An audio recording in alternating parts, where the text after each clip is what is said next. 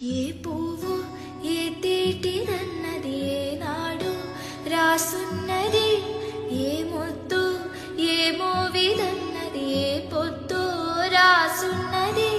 బంధాలే పెనవేయో యసుగు